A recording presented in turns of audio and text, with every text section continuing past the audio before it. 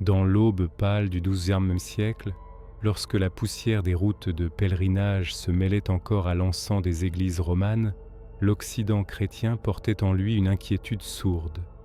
Jérusalem avait été prise, puis reprise, et autour du Saint-Sépulcre s'étendait une terre à la fois sacrée et mortelle, où la foi se mesurait chaque jour à l'acier des lames. Les chemins qui menaient au lieu saint n'étaient donc plus des voies de prière, mais des couloirs de sang.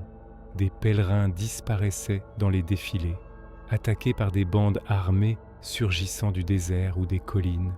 Le salut de l'âme se payait parfois du prix de la vie.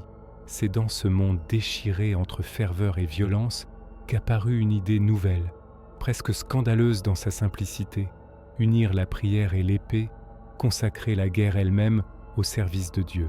L'Église, longtemps méfiante envers la brutalité des chevaliers, commençait à comprendre qu'elle ne pouvait plus ignorer la réalité de son temps. La terre sainte ne serait pas protégée par des sermons seuls. Elle exigeait des hommes capables de combattre sans renoncer à leur âme. Vers 1119, quelques chevaliers venus de France se présentèrent devant le roi de Jérusalem. Ils étaient peu nombreux, modestes dans leur apparence, mais déterminés. À leur tête se trouvait Hugues de Pint, un homme austère, marqué par les campagnes et la discipline. Leur proposition était simple: ils jureraient de vivre dans la pauvreté, la chasteté et l'obéissance, comme des moines, mais prendraient les armes pour protéger les pèlerins sur les routes de Jérusalem. Ils ne demandaient ni richesse ni gloire, seulement la reconnaissance officielle de leur mission. On leur accorda un logement près de l'esplanade du temple de Salomon, sur les ruines même de l'ancien sanctuaire biblique. Ce détail, anodin en apparence, allait façonner leur identité. Très vite, on les appela les pauvres chevaliers du Christ et du temple de Salomon. Les Templiers venaient de naître. Au début, leur existence fut rude. Ils ne possédaient presque rien: un manteau blanc grossier, une épée souvent usée, et la règle qu'ils s'imposaient à eux-mêmes. 2 hommes partageaient parfois un seul cheval, symbole frappant de leur pauvreté. Ils priaient avant l'aube, combattaient le jour, et retournèrent le soir à une vie de silence et de discipline. Cette austérité, loin de les affaiblir, forgea leur réputation. Ils étaient différents des autres chevaliers, moins attirés par le butin que par l'idée d'un service absolu. Le tournant décisif survint lorsque l'Église décida de reconnaître officiellement cet ordre nouveau. Lors du Concile de Troyes, la règle des Templiers fut établie, inspirée à la fois de la vie monastique et des nécessités militaires. L'ordre reçut la bénédiction papale. Dès lors, il ne dépendrait que du pape, échappant à l'autorité des rois et des évêques locaux. Cette indépendance, accordée pour garantir leur efficacité, deviendrait plus tard une source de jalousie et de peur.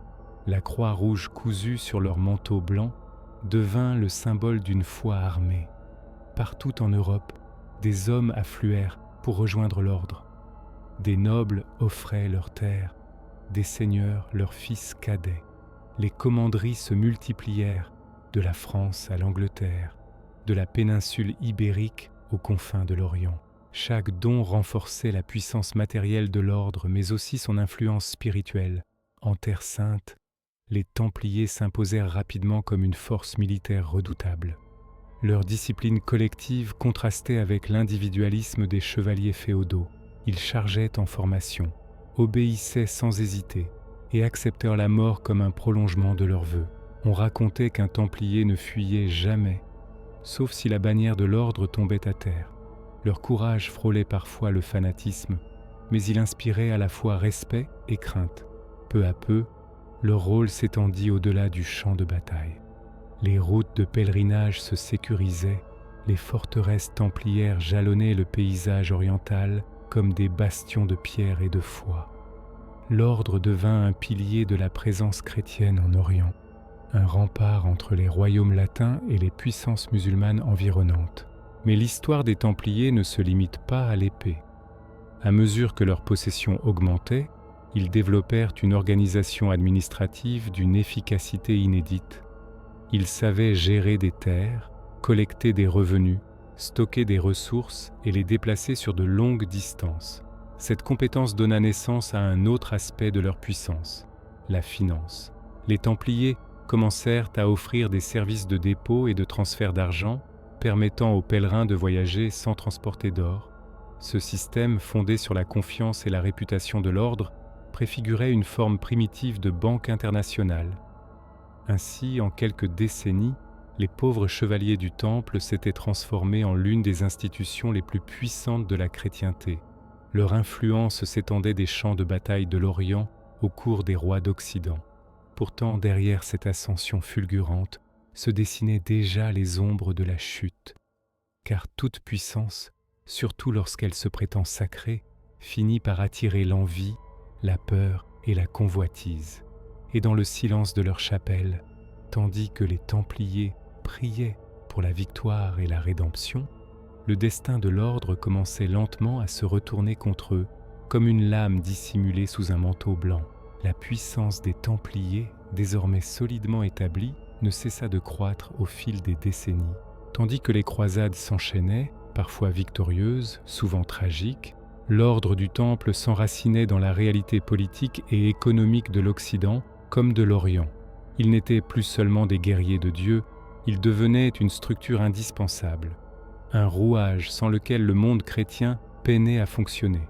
Dans les royaumes d'Europe, leurs commanderies se dressaient à l'écart des villes, entourées de terres cultivées par des paysans qui travaillaient au nom de l'ordre. Ces domaines finançaient la guerre lointaine, nourrissaient les frères et assuraient une autonomie presque totale.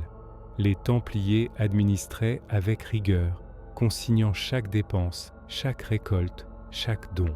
Leur efficacité contrastait avec le désordre fréquent des seigneuries féodales.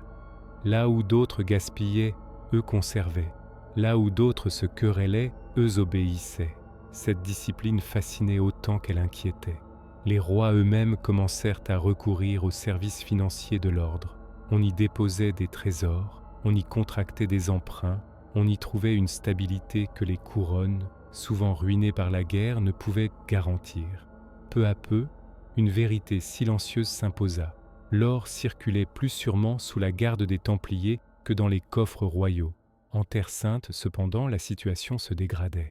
L'enthousiasme des premières croisades s'était émoussé. Les États latins, encerclés, fragilisés par les rivalités internes, perdaient du terrain. Les forteresses templières résistaient encore, mais chaque siège, chaque bataille coûtait cher en hommes et en ressources. Les frères mouraient par dizaines, parfois par centaines, fidèles jusqu'à l'extrême à leur serment. Mourir les armes à la main était pour eux une forme de prière ultime. Les ennemis des croisés apprirent à craindre les Templiers, mais aussi à les haïr. Leur réputation d'inflexibilité, leur refus de négocier ou de se rendre les rendaient redoutables. Dans l'imaginaire musulman comme chrétien, ils devinrent des figures presque mythiques, des moines de fer détachés du monde, marchant vers la mort avec une certitude implacable. Puis vint la perte progressive de la Terre Sainte. Ville après ville, forteresse après forteresse, les possessions chrétiennes tombèrent. Lorsque les derniers bastions furent évacués, l'ordre du Temple se retrouva face à une question existentielle. À quoi servait-il désormais ? Né pour défendre Jérusalem et les pèlerins, il avait perdu sa raison première. Pourtant, loin de disparaître, il se replia en Occident, conservant intacte sa richesse et son organisation. Ce paradoxe devint insupportable pour beaucoup. Comment accepter qu'un ordre militaire, sans champ de bataille, sans ennemi visible, demeure aussi puissant ? Les Templiers possédèrent des terres, des châteaux, des secrets. Ils obéissaient à une autorité lointaine, le pape, et non aux souverains locaux. Leur indépendance, jadis saluée, commençait à être perçue comme une menace. Les rumeurs se mirent à circuler, d'abord discrètes, puis de plus en plus insistantes. On chuchotait que les Templiers pratiquaient des rites obscurs, qu'ils reniaient le Christ en secret, qu'ils adoraient des idoles inconnues.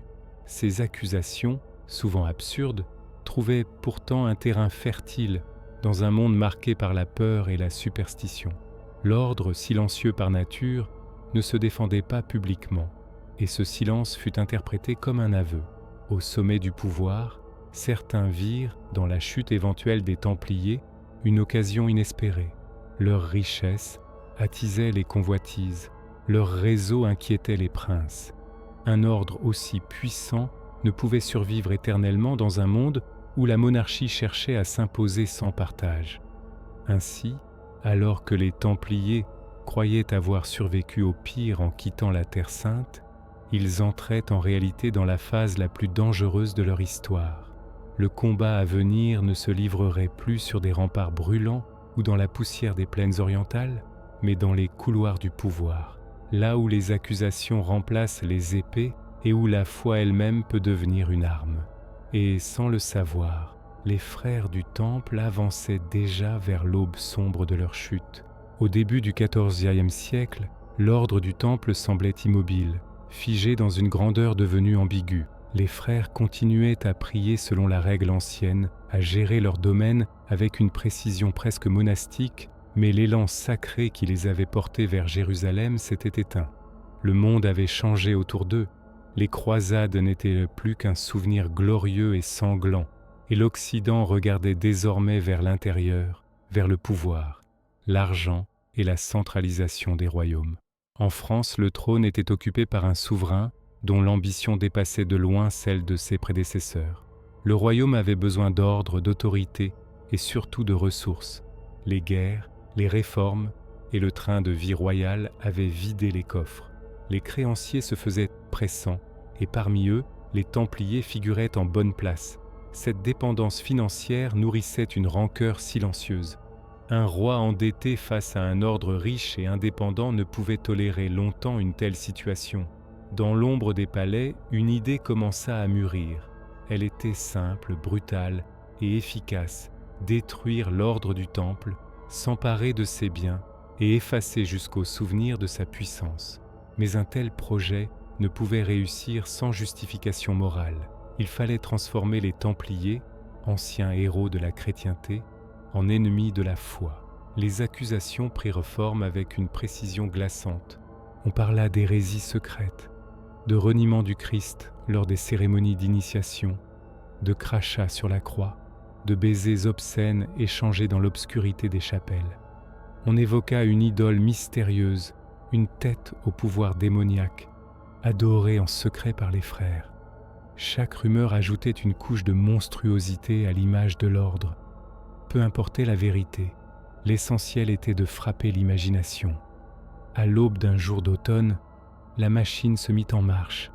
Les arrestations furent simultanées, méthodiques, implacables. Partout dans le royaume, les Templiers furent saisis, menottés, arrachés à leur commanderie.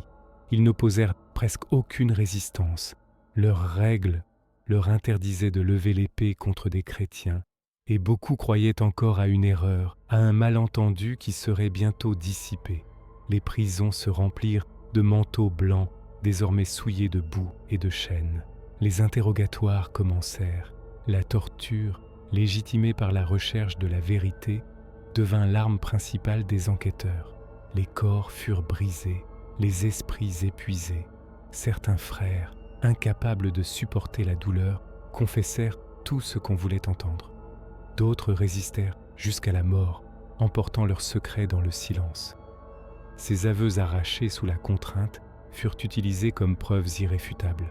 Les paroles des Templiers se retournèrent contre eux, figées dans des procès-verbaux froids, privés de leur contexte de souffrance. L'opinion publique, déjà préparée par les rumeurs, accepta sans trop de peine l'idée que l'ordre avait sombré dans la corruption. L'Église elle-même se trouva prise au piège. Le pape, hésitant, tiraillé entre la défense d'un ordre autrefois sacré et la pression politique écrasante, finit par céder. L'institution qu'il avait reconnue et protégée fut abandonnée, livrée à la justice séculière. L'ordre du Temple fut dissous, ses biens confisqués, son nom effacé des registres officiels. Les grands dignitaires furent jugés publiquement. Certains se rétractèrent, proclamant leur innocence retrouvée au prix de leur vie. La condamnation ultime fut le feu. Sur les places publiques, les bûchers s'élevèrent, et avec eux l'odeur âcre du bois brûlé et de la chair sacrifiée. Les flammes dévorèrent les corps, mais aussi l'illusion d'une justice divine sur terre. Lorsque le dernier grand maître monta sur le bûcher, il ne demanda ni pardon ni clémence. Il affirma l'innocence de l'ordre et lança une malédiction qui, vraie ou inventée, marqua les esprits. Peu après, ceux qui avaient orchestré la chute du temple commencèrent eux aussi à disparaître, frappés par la maladie ou la mort. Le peuple y vit un signe. Le mythe naquit là, dans la cendre encore chaude. Ainsi s'acheva l'histoire officielle des Templiers. Mais leur disparition laissa un vide, et dans ce vide prospérèrent les légendes. On parla de trésors cachés, de savoirs interdits, de survivants ayant poursuivi l'œuvre dans l'ombre. L'ordre était mort, mais son nom continuait de résonner, comme un écho lointain d'une époque où l'on avait cru possible de sanctifier la guerre et de servir Dieu l'épée à la main. Le crépuscule des Templiers ne fut pas seulement la fin d'un ordre, il fut le reflet d'un monde en transition, où la foi cédait peu à peu la place au pouvoir, et où les idéaux les plus purs pouvaient être consumés par les flammes de la politique et de la peur. Après les flammes et les décrets, après la disparition officielle de l'ordre du Temple, un silence lourd s'abattit sur l'Europe. Les commanderies furent vidées, leurs sceaux brisés, leurs archives saisies ou détruites. Là où résonnaient autrefois les prières nocturnes et le pas régulier des frères, il ne resta que des bâtiments nus, livrés à d'autres ordres ou abandonnés aux ronces. En apparence, tout était terminé. Pourtant, l'ombre des Templiers refusa de se dissiper. Dans les campagnes, les paysans continuaient de raconter des histoires à voix basse. Ils se souvenaient de ces hommes en manteaux blancs qui rendaient la justice avec fermeté mais équité, qui protégeaient les routes et nourrissaient les pauvres lors des famines. Pour beaucoup, l'accusation d'hérésie semblait absurde. Comment ces moines guerriers, qui avaient versé leur sang pour la foi, auraient-ils pu renier le Christ ? Le doute s'insinua, lentement corrosif, dans la mémoire collective. Certains anciens Templiers survécurent, relâchés après des aveux rétractés ou des procès interminables, ils quittèrent beau les prisons brisées, vieillissants, souvent ruinés. Ils n'avaient plus d'ordre, plus de foyer, plus de nom reconnu. Beaucoup se retirèrent dans l'anonymat, vivant comme de simples moines ou des paysans, emportant avec eux une loyauté silencieuse envers un idéal désormais interdit. Leur existence même alimenta les rumeurs. Si des frères vivaient encore, alors peut-être que l'ordre n'était pas entièrement mort. Très vite, la légende prit le relais de l'histoire. On affirma que les Templiers avaient caché leurs trésors avant les arrestations, de l'or, des reliques sacrées, des documents révélant des vérités dangereuses pour l'Église et les rois. On imagina des galeries secrètes sous les commanderies, des convois nocturnes quittant Paris à la veille des arrestations, chargés de coffres scellés. Aucune preuve tangible n'apparut, mais l'absence de preuve devint elle-même une source de fascination. Avec le temps, l'image des Templiers se transforma. De moines soldats, ils devinrent des gardiens de secrets. On les associa à des savoirs antiques, à une connaissance perdue, héritée de l'Orient. Certains prétendirent qu'ils avaient découvert, sous les ruines du temple de Salomon, des vérités capables d'ébranler les fondements mêmes du christianisme. Ces récits, nés bien après leur chute, disaient moins ce que furent réellement les Templiers que ce que l'humanité projetait sur eux, le désir d'un sens caché derrière les catastrophes de l'histoire. Leur disparition marqua aussi la fin d'une époque. L'idéal de la croisade, déjà affaibli, perdit son dernier symbole vivant. L'Église, en sacrifiant l'ordre du Temple, avait envoyé un message clair. Aucun idéal, aussi sacré soit-il, ne survivrait à la raison d'État. Les rois, désormais plus puissants, comprirent tant qu'ils pouvaient s'imposer face aux institutions religieuses. La modernité politique naissait sur les cendres des Templiers. Pourtant, leur mémoire continua de hanter l'imaginaire européen. Dans les siècles suivants, écrivains, chroniqueurs et conteurs ressuscitèrent l'ordre sous des formes nouvelles. Les Templiers devinrent tantôt des martyrs innocents, tantôt des conspirateurs redoutables. Ils incarnaient à la fois la pureté trahie et le danger d'un pouvoir autonome. Cette ambiguïté expliquait leur survivance dans les récits. Ils étaient le miroir des peurs et des espoirs d'un monde en mutation. Ainsi, le crépuscule des Templiers ne fut pas un effacement mais une métamorphose. Leur ordre disparut des registres, mais leur mythe naquit véritablement à cet instant précis. Entre histoire et légende, entre foi et politique, ils demeurèrent suspendus, figures éternelles d'un passé où l'on avait cru possible d'unir l'épée et la prière sans en payer le prix. Et tandis que les siècles passaient, le nom du temple continuait de résonner, non plus comme un ordre vivant, mais comme une question lancée à l'histoire elle-même. Jusqu'où peut aller un idéal avant d'être broyé par le pouvoir qu'il a contribué à servir? Avec le recul des siècles, l'histoire des Templiers cessa d'appartenir uniquement aux chroniqueurs pour entrer dans la mémoire profonde de l'Europe. Elle devint un fil souterrain, invisible mais tenace, reliant le Moyen-Âge finissant au temps moderne. Là où les documents se taisaient, l'imaginaire prenait le relais. Là où les archives avaient été brûlées ou falsifiées, la légende s'installait, plus résistante que la vérité. Dans certaines régions, on affirma que les Templiers n'avaient jamais totalement disparu. Ils se seraient fondus dans d'autres ordres ou auraient poursuivi leur existence sous une forme nouvelle, dissimulée, plus prudente. Cette idée séduisait parce qu'elle refusait la brutalité de la fin. Elle offrait une continuité rassurante, celle d'un idéal survivant à la trahison. Les hommes passent, les institutions meurent, mais les serments, eux, continueraient à vivre dans l'ombre. À mesure que les monarchies se renforçaient, le souvenir du temple prenait une dimension politique. Il devenait un avertissement silencieux. Les rois se rappelaient qu'un pouvoir trop autonome, même sacré, pouvait être détruit sans ménagement. Les penseurs, eux, y voyaient le symbole d'un conflit éternel entre la foi et la raison d'État, entre l'idéal absolu et la réalité du pouvoir. Les Templiers étaient morts pour avoir cru qu'ils pouvaient servir Dieu sans servir les hommes qui gouvernaient.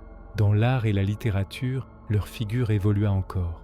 On les représenta comme des chevaliers mélancoliques, conscients de leur destin tragique, marchant vers la mort avec une dignité silencieuse. D'autres récits les transformèrent en détenteurs d'un savoir interdit, gardiens d'un secret, capables de renverser les fondements du monde. Ces visions contradictoires n'étaient pas des erreurs, mais des reflets des époques qui les produisaient. Chaque siècle forgeait ses propres Templiers.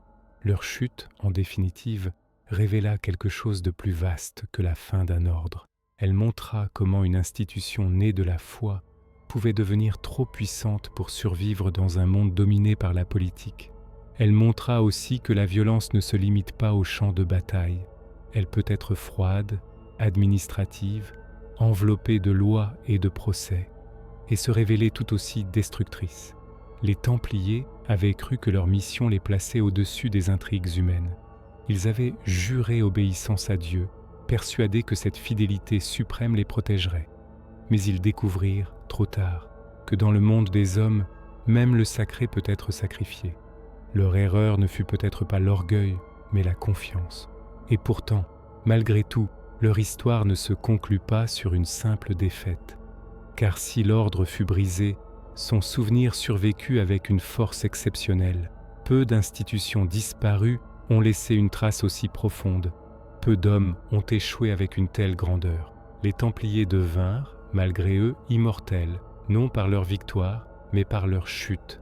Ainsi, entre l'aube éclatante de Jérusalem et le crépuscule des bûchers, l'ordre du Temple incarna une trajectoire humaine universelle, celle d'un idéal porté trop haut, confronté à un monde incapable de le tolérer. Leur histoire demeure une méditation sur le pouvoir, la foi et le prix de la loyauté absolue. Et tant que l'humanité continuera de chercher un sens à ses sacrifices, tant que l'on se demandera si la pureté peut survivre au pouvoir, le nom des Templiers continuera de résonner, non comme un écho du passé, mais comme une question posée à chaque époque. Le temps poursuivit son œuvre, et avec lui, l'histoire transforma définitivement les Templiers en symboles. Les générations qui suivirent ne connurent plus l'ordre vivant, seulement son absence. Cette absence, paradoxalement, pesa plus lourd que n'importe quelle présence. Elle laissa un vide moral, une cicatrice dans la conscience européenne, là où l'on avait vu naître puis mourir l'un des projets spirituels les plus radicaux du Moyen-Âge. Dans les monastères comme dans les cours royales, certains se souvenaient encore. Des clercs âgés murmuraient que les procès avaient été une parodie de justice. Des nobles, héritiers de terres jadis confiées au temple, gardaient le malaise d'une richesse acquise sur une ruine, mais nul n'osa jamais remettre en cause l'acte accompli. La chute des Templiers devint un fait irréversible, inscrit dans l'ordre du monde, comme si l'histoire elle-même avait décidé qu'il ne devait pas y avoir de retour en arrière. Pourtant, à mesure que l'autorité religieuse s'affaiblissait face aux États naissants, une étrange ironie apparaissait. Ce que l'on avait détruit chez les Templiers, leur indépendance, leur organisation, leur réseau international, devenait précisément ce que les royaumes cherchaient à construire pour eux-mêmes. Centralisation, administration rigoureuse, circulation contrôlée des richesses, autant de principes que l'ordre du Temple avait maîtrisés avant l'heure et qui survécurent à sa disparition sous d'autres formes. Dans ce sens, les Templiers furent de vaincus, mais non inutiles. Ils avaient servi de modèle involontaire. Leur fin enseigna aux puissants comment ne pas tolérer de rivaux, mais aussi comment structurer le pouvoir. Ainsi, même détruit, le Temple continua d'agir sur le monde, comme une fondation invisible sur laquelle se bâtissait une nouvelle époque. Sur le plan spirituel, leur héritage fut plus ambigu. L'idée d'un combat sacré, porté par des hommes ayant renoncé à tout sauf à la foi, perdit de sa force. Le désenchantement s'installa. On pria encore, on combattit encore, mais avec moins d'illusion. La foi se replia vers l'intérieur, plus prudente, plus méfiante. Le rêve d'un absolu incarné dans une institution avait brûlé avec les bûchers, et pourtant l'attrait demeurait, car l'histoire des Templiers touchait à quelque chose de profondément humain, le désir de donner un sens total à l'existence. Ils avaient voulu vivre sans compromis, aimer Dieu sans partage, mourir sans regret. Leur échec ne rendait pas ce désir ridicule, il le rendait tragique, et c'est précisément cette tragédie qui les rendit éternels. Au fil des siècles, chaque crise, chaque effondrement d'idéal réveillait leurs souvenirs. On pensait aux Templiers lorsque des hommes étaient sacrifiés au nom de causes prétendument supérieures. On pensait à eux lorsque la justice se faisait instrument du pouvoir. Leur histoire devenait un avertissement muet, inscrit dans la mémoire collective. Ainsi, l'ordre du Temple ne se résume ni à ses batailles ni à ses procès. Il est une trajectoire complète, naissance dans la ferveur, ascension dans la discipline, chute dans la peur, survie dans le mythe, une ligne tendue entre l'espérance et la désillusion, entre la lumière de l'aube et l'ombre du crépuscule. Et tant que les hommes continueront à croire qu'un idéal peut les sauver du monde, tant qu'ils tenteront d'élever la foi au-dessus de la réalité humaine, l'histoire des Templiers restera vivante, non comme un récit figé, mais comme une interrogation permanente. Que reste-t-il d'un ordre lorsque son but disparaît, et que devient un idéal lorsqu'il se heurte au pouvoir absolu? Les siècles glissèrent les uns sur les autres, et avec eux, la figure des Templiers se détacha peu à peu de la chronologie pour entrer dans une forme de temps suspendu. Ils n'étaient plus seulement des hommes du XIIe ou du XIIIe siècle, mais des silhouettes intemporelles, convoquées chaque fois que l'histoire semblait trahir ses propres idéaux. Leur souvenir cessait d'être un événement pour devenir un symbole. Dans l'Europe qui avançait vers la Renaissance, la raison gagnait du terrain sur la foi aveugle, mais elle n'effaçait pas le besoin de croire. Les Templiers revinrent alors sous une autre forme, celle d'un mythe de pureté perdue. On les évoquait comme les derniers à avoir tenté de vivre selon une logique absolue, sans compromis, sans demi-mesure. Leur échec devenait la preuve que le monde n'était pas fait pour les absolus, mais aussi que l'homme ne cessait jamais de les désirer. Dans les récits populaires, on les voyait errer, fantômes en manteau blanc, gardiens d'une justice que le monde avait refusée. Ils incarnaient une nostalgie diffuse, celle d'un temps où l'on croyait encore que la foi pouvait ordonner le chaos, que la discipline pouvait contenir la violence, que l'obéissance à un idéal pouvait purifier l'âme. Cette nostalgie n'était pas un simple regret du passé, elle était une critique silencieuse du présent, car le monde qui avait détruit les Templiers n'était pas devenu plus juste. Les guerres continuaient, les trahisons aussi. Les bûchers s'étaient éteints, mais d'autres formes de destruction avaient pris leur place. À chaque époque, on trouvait de nouveaux Templiers, non pas des moines soldats, mais des hommes et des femmes convaincus de servir une vérité supérieure, souvent brisée par les mécanismes mêmes qu'ils avaient voulu transcender. Ainsi, l'ordre du Temple devint une métaphore universelle. Il parlait de la tension éternelle entre l'idéal et le réel, entre la foi et le pouvoir, entre l'engagement total et la prudence humaine. Il rappelait que les institutions les plus pures peuvent devenir insupportables lorsqu'elles échappent au contrôle des forces dominantes. Et il rappelait aussi que la destruction d'un idéal ne suffit jamais à le faire disparaître. Les Templiers avaient voulu sanctifier la guerre, mais leur héritage fut bien plus vaste. Ils révélèrent la fragilité de toute tentative d'absolu dans un monde gouverné par des intérêts mouvants. Ils montrèrent que la loyauté sans réserve, si elle élève l'âme, peut aussi la condamner. Leur histoire n'est pas une leçon simple, elle est une tension, une contradiction vivante. Et peut-être est-ce pour cela qu'ils continuent de fasciner, non parce qu'ils auraient détenu des trésors cachés ou des secrets interdits, mais parce qu'ils posèrent, par leur existence même, une question que chaque époque se pose à nouveau. Peut-on servir une vérité plus grande que soi sans être broyé par le monde qui l'entoure ? Tant que cette question restera sans réponse définitive, les Templiers ne disparaîtront jamais vraiment. Ils demeureront à la frontière entre l'histoire et la conscience humaine, non comme des héros ou des martyrs figés, mais comme le souvenir brûlant d'un idéal poussé jusqu'à ses limites ultimes. Avec le passage du temps, l'histoire des Templiers cessa d'être seulement racontée. Elle commença à être interprétée. Chaque époque projeta sur eux ses propres inquiétudes, ses propres espoirs déçus. Les siècles modernes, marqués par la montée de la science, du doute et de la remise en question des dogmes, trouvèrent, dans la chute du Temple, une résonance particulière. Les Templiers semblaient annoncer, bien avant l'heure, la fin d'un monde gouverné par la certitude absolue. Ils avaient cru à une vérité unique, totale, exigeante, une vérité qui justifiait le sacrifice de soi, la discipline extrême, la soumission complète. Leur disparition montra que même les vérités les plus sacrées peuvent être écrasées lorsqu'elles deviennent incompatibles avec l'ordre politique dominant. Ce constat troubla profondément les penseurs ultérieurs.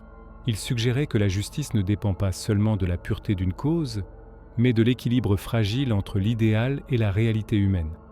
Dans cette perspective, les Templiers cessèrent d'être uniquement des victimes ou des martyrs.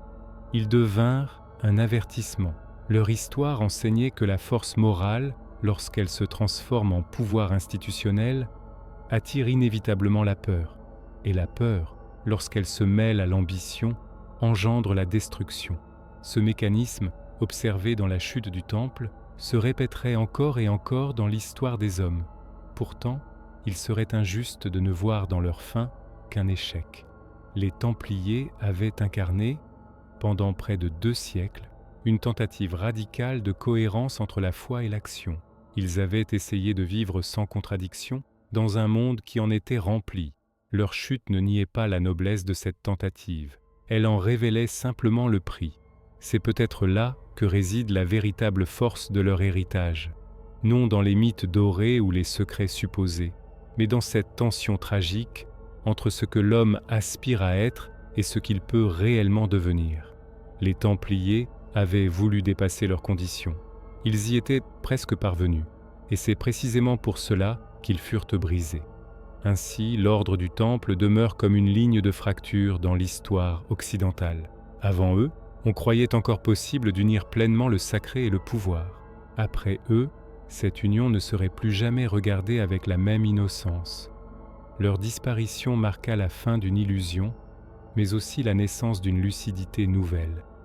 Et dans cette lucidité, leur souvenir continue de vivre, non comme une promesse, mais comme une interrogation permanente, non comme un modèle à imiter, mais comme une expérience à méditer.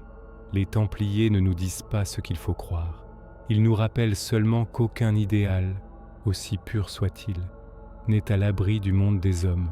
Le récit des Templiers, arrivé à ce stade, ne cherchait plus à expliquer le passé, mais à éclairer l'homme lui-même. Car au fond, Ce que leur histoire révélait avec une clarté presque cruelle, c'était la limite de toute construction humaine fondée sur l'absolu. Ils avaient cru pouvoir figer la foi dans une règle, la pureté dans une institution, l'obéissance dans une hiérarchie parfaite. Or le monde, toujours mouvant, finit par briser ce qui refuse de plier. À mesure que l'Europe entrait dans des temps nouveaux, l'idée même d'un ordre comme le Temple devenait inconcevable. Les États se dotaient de lois écrites, de bureaucratie, de frontières. La guerre se rationalisait, la foi se fragmentait, l'individu prenait lentement conscience de lui-même.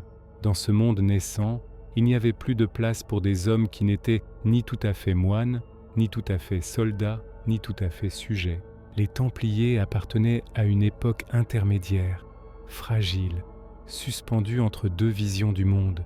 C'est pourquoi leur chute fut si totale. Ils ne furent pas simplement vaincus, ils furent déclarés impossibles. Leurs idéaux, autrefois exaltés, devinrent soudain incompatibles avec l'ordre nouveau. Et lorsque le monde change, il ne se contente pas d'écarter ce qui le gêne, il l'efface pour ne pas avoir à s'en souvenir. Pourtant, malgré cette volonté d'effacement, quelque chose résista. Non pas une organisation secrète, ni une continuité cachée, mais une mémoire diffuse, inconfortable, qui rappelait que l'histoire ne progresse pas seulement par triomphe, mais aussi par renoncement. Les Templiers représentaient ce que l'Occident avait tenté puis abandonné, l'idée qu'un idéal puisse primer durablement sur l'intérêt, que la loyauté puisse l'emporter sur la peur, que la foi puisse se traduire en actes sans être récupérée par le pouvoir. Leur histoire ne propose pas de consolation facile. Elle ne dit pas que la justice triomphe toujours, ni que la vérité finit nécessairement par éclater. Elle montre au contraire que l'injustice peut se vêtir de l'égalité, que le mensonge peut devenir doctrine, et que le silence des vaincus peut être plus durable que les cris des vainqueurs. Et c'est peut-être pour cela que les Templiers continuent d'exister dans la conscience humaine. Ils ne rassurent pas, ils dérangent. Ils rappellent que les idéaux les plus élevés sont aussi les plus vulnérables et que le monde ne pardonne pas à ceux qui lui opposent une cohérence trop parfaite. Ainsi, bien au-delà de leur temps, les Templiers demeurent une frontière entre la foi et le pouvoir, entre l'espérance et la désillusion, entre ce que l'homme rêve d'être et ce qu'il accepte de devenir.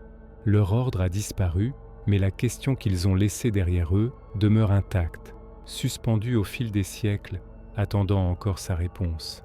Les années passaient, et la renommée des Templiers ne cessait de croître. Partout en Europe, leurs commanderies s'élevaient comme des forteresses spirituelles et militaires, symboles de l'autorité et de la discipline de l'ordre. Leurs chevaliers, vêtus du manteau blanc orné de la croix rouge, étaient respectés et redoutés, car ils incarnaient un idéal à la fois chevaleresque et religieux, une promesse de protection des pèlerins et de la Terre Sainte. Mais cette puissance naissante, ce réseau tentaculaire de forteresses et de richesses accumulées, commençait également à susciter des jalousies et des inquiétudes parmi les souverains et les princes européens.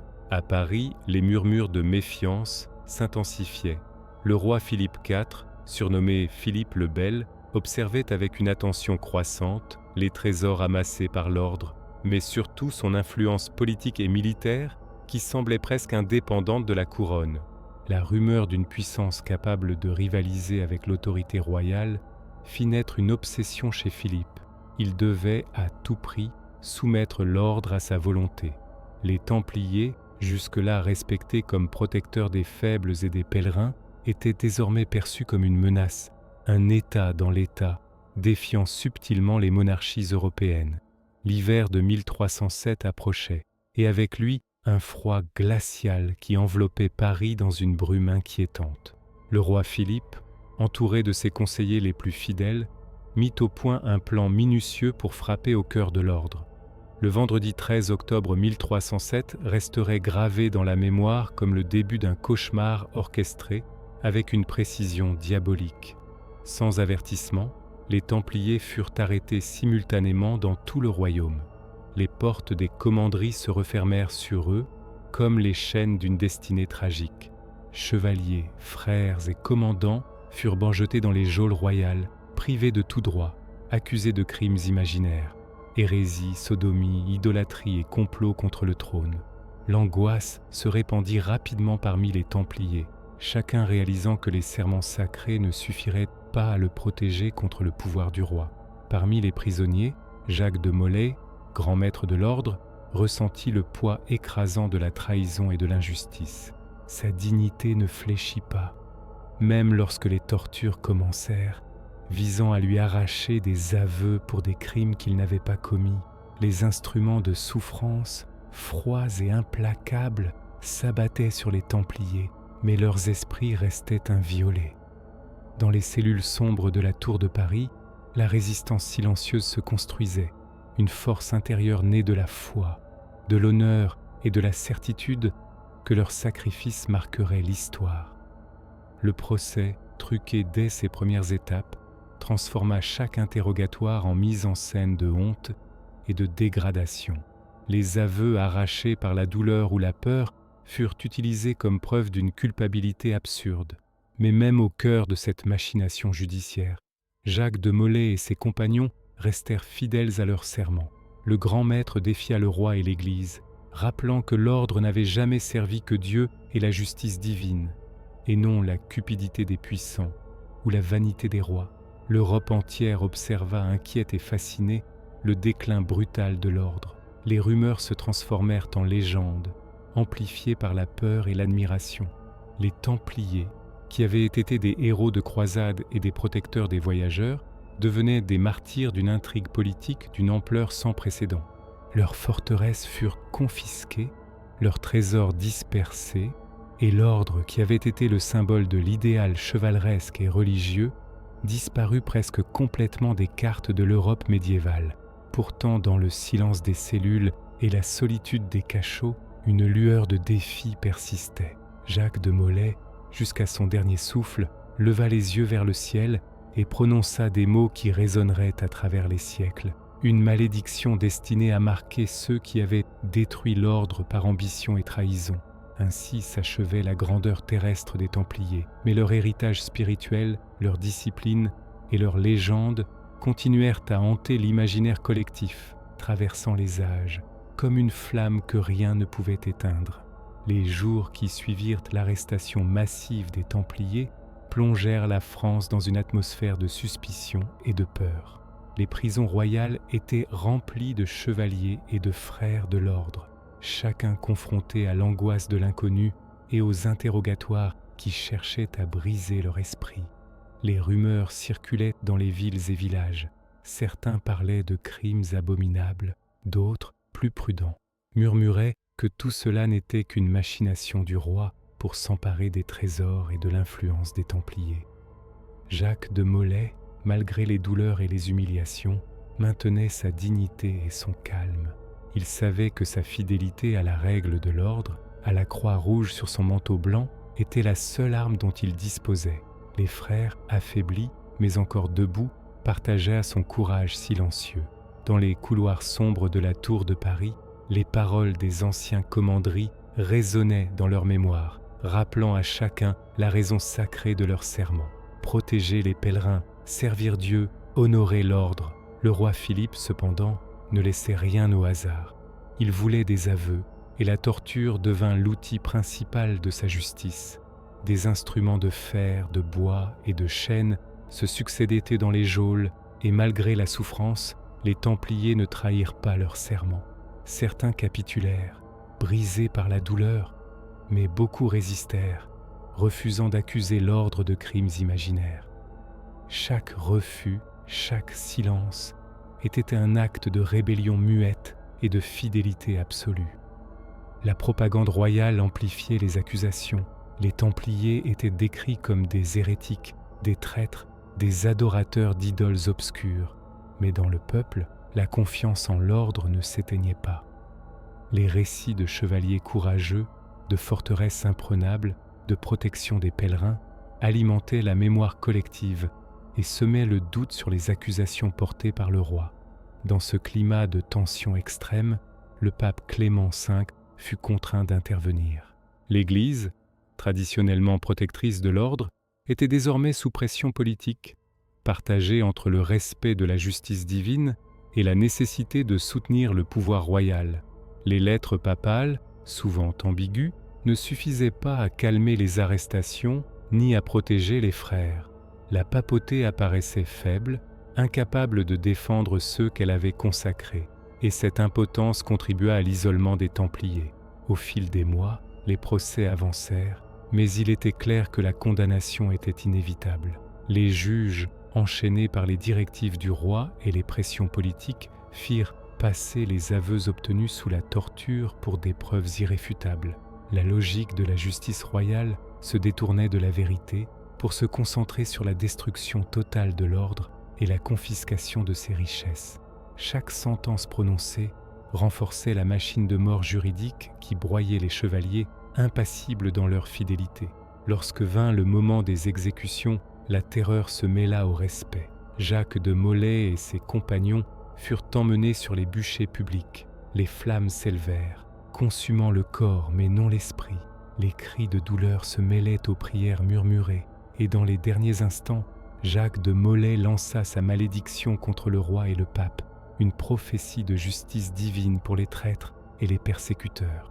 Ces paroles, portées par le vent et les siècles, deviendraient légendaires, symbole du courage absolu et de la fidélité au serment, même face à la mort. L'ombre des Templiers continua de planer longtemps après les bûchers de Paris. Même lorsque leurs forteresses avaient été confisquées et leurs trésors dispersés, la légende de l'ordre demeurait vivace, inscrite dans la mémoire des peuples et dans les récits des chroniqueurs. Les chevaliers disparus avaient laissé derrière eux un exemple de fidélité et de courage, mais aussi un mystère dont la fascination ne s'éteindrait jamais. Dans les campagnes françaises, certains anciens témoins murmuraient que des frères avaient survécu, se cachant dans des villages reculés ou parmi les communautés religieuses, poursuivant en secret les œuvres de l'ordre. Ces récits, vrais ou embellis par le temps, participaient à la naissance du mythe templier, l'idée d'une élite sacrée qui continuait d'exister dans l'ombre, protégée par le silence et la foi. Parallèlement, l'Europe voyait naître de nouveaux ordres militaires et religieux, inspirés en partie par le modèle templier, les chevaliers hospitaliers, les chevaliers de Saint-Lazare et d'autres confréries reprirent certains principes, discipline, austérité et service des pèlerins, mais aucun ne posséda jamais l'influence et la puissance que l'ordre du Temple avait accumulées. Les Templiers étaient uniques, et leur chute servait de leçon aux survivants. Le pouvoir, même sacré, attire l'envie et le danger. Dans le monde spirituel et littéraire, l'ordre devint une référence pour la loyauté absolue et le courage face à l'injustice. Les troubadours, poètes et chroniqueurs relayèrent l'image de chevaliers invincibles dans la foi et dans l'honneur, martyrs d'un complot qui dépassait leurs forces humaines. Les récits insistaient sur la dignité des Templiers face aux flammes et à la torture, sur leur refus de renier leur serment même lorsque la mort approchait. Mais l'histoire du Temple ne se limita pas à la tragédie et aux souvenirs héroïques. Elle se transforma en une métaphore durable, celle de l'idéal confronté au monde réel, de la foi face à la politique, de la pureté attaquée par la corruption. Chaque siècle, en Europe et au-delà, invoquait les Templiers, lorsqu'il s'agissait de rappeler les dangers de la convoitise, de la trahison ou de la destruction d'institutions intègres par l'avidité des puissants. Ainsi, même détruit par le roi et ébranlé par les pressions de la papauté, l'ordre du Temple survécut sous une forme immatérielle. Les Templiers étaient morts physiquement, mais leur esprit, leur discipline et leur légende continuèrent de vivre, façonnant l'imaginaire collectif et inspirant ceux qui, à travers les siècles, chercheraient à allier foi, courage et loyauté absolue. Alors que le XIVe siècle avançait, le souvenir des Templiers devint une force intangible mais persistante à travers l'Europe. L'ordre, bien que détruit physiquement, avait laissé derrière lui un réseau de légendes et de récits qui nourrissaient l'imaginaire collectif. Les habitants des villes et des campagnes continuaient de parler des frères vêtus de blanc, symbole d'un courage inébranlable et d'une loyauté sans faille. Dans certaines régions, des rumeurs circulaient, des Templiers auraient échappé aux flammes et continueraient de protéger des trésors cachés ou de préserver des secrets mystiques hérités de Jérusalem.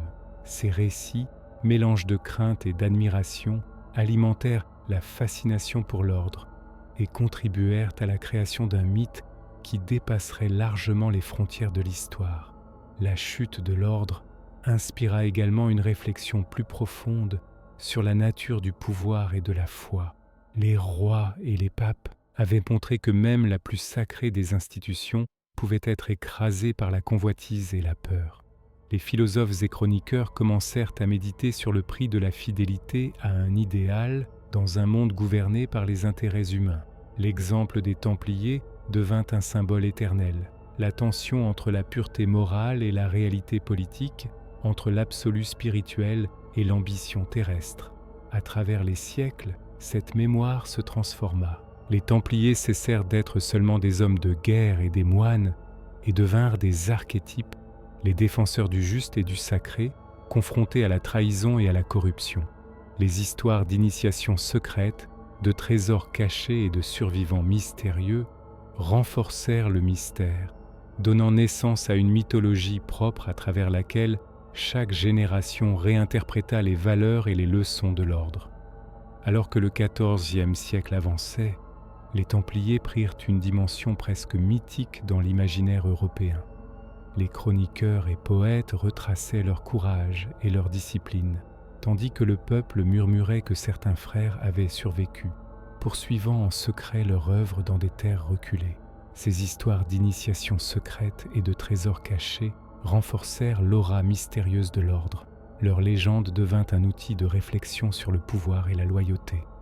Même les institutions sacrées peuvent être détruites par l'avidité et la peur, mais la mémoire de l'idéal perdure.